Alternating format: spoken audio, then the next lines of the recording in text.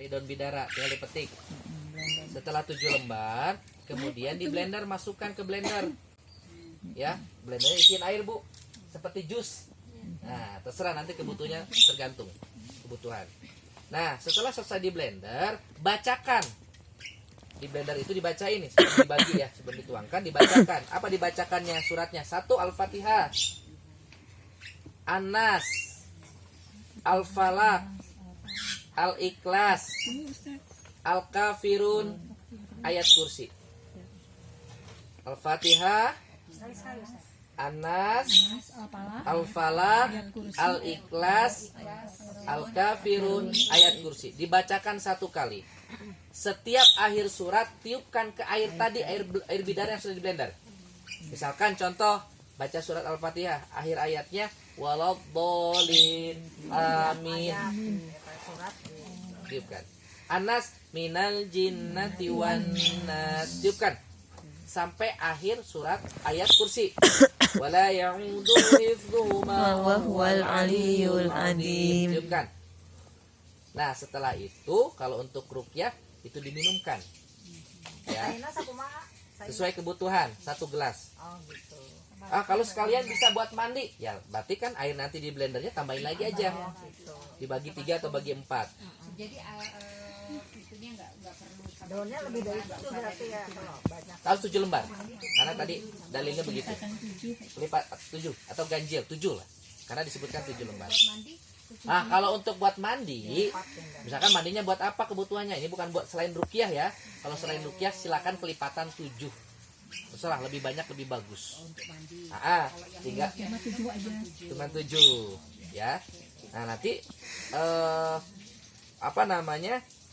makanya nanti air blendernya agak banyak. Jadi berbagi. Misalkan nanti buat minum, sisanya lagi nanti campurin ke air pelan. Itu buat ruqyah rumah. Atau campurin ke air untuk disemprotin. Ya. Itu buat gitu. ruqyah dari jin atau juga penyakit. Iya, sama aja. Sama bacanya. Daunnya harus yang segar atau? Harus yang segar, Bu. Yang kering nggak bisa. Dia kan nanti saponinnya yang disegar. Makanya tadi saya bilang nanam. Ada busanya. Ya, makanya nanam karena sapon ini macam yang disegar, yang fresh. Diminum. Dibikin apa namanya? Kenapa? Rasanya nanti kita rasanya kita tes untuk diagnosa karena setiap orang pasti rasanya akan berbeda. Tergantung penyakit, tergantung gangguan. Nanti ya, setelah itu. Baik, ada yang tanyakan? Nah, ini jadi rasanya lain-lain ya. oke, nanti kita buktikan.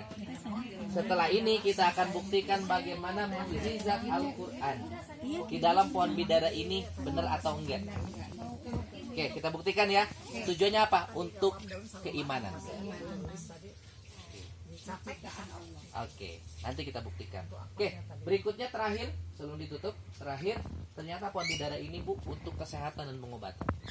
Itu ada dalam kitab At-Tibbun An-Nabawi yang ditulis oleh Ibnu Qayyim Al-Jauziyah rahimahullah. Beliau apa, Bu? Kitab At-Tibbun An-Nabawi. Kitab At-Tibbun An-Nabawi adalah kitab yang sekarang dijadikan oleh medis kedokteran modern. Karena di situ disebutkan termasuk bekam, hijama, termasuk habatus sada, herbal-herbal yang disebutkan oleh hadis Nabi dan Al-Quran itu ada dalam kitab itu, termasuk pohon bidara. Ibnu Qayyim menuliskan buahnya bisa dimakan, makanya nanti dia berbuah.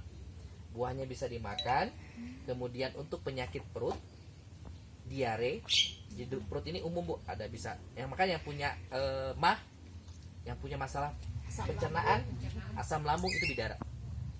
Juga untuk menguatkan fungsi ginjal, hati dan empedu. Itu di bidara.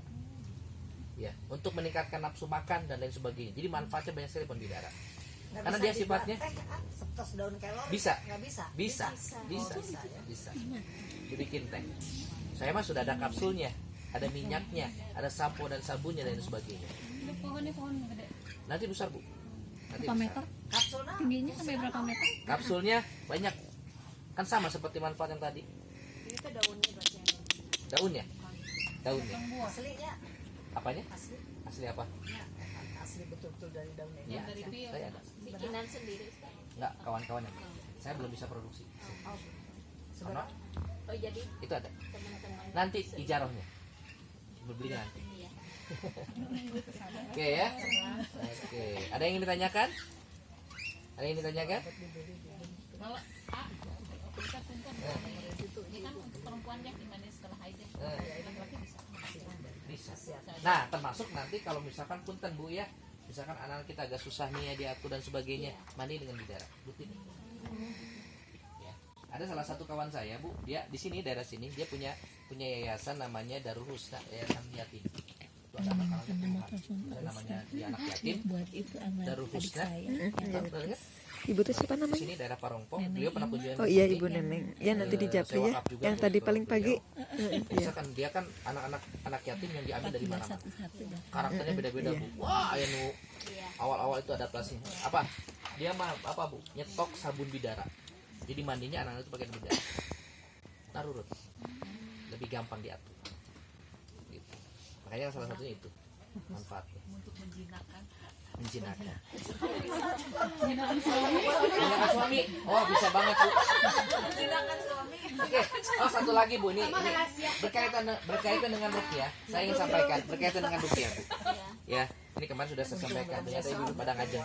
Bu, berkaitan dengan ruqyah, ada berbagai faktor-faktor gangguan. Ya, nah salah satunya ternyata hari ini saya temukan sih itu udah lama ya 2010 lah. Ya, sekarang kejahatan itu ternyata lebih mudah dengan Android. Oke, contoh ya. Baik Bu, sekarang buka HP-nya lagi. Tapi syaratnya yang harus ada kuotanya. Ada? Baik, buka Bu HP-nya Bu. Buka Play Store. Saya mau buktikan kejahatan apa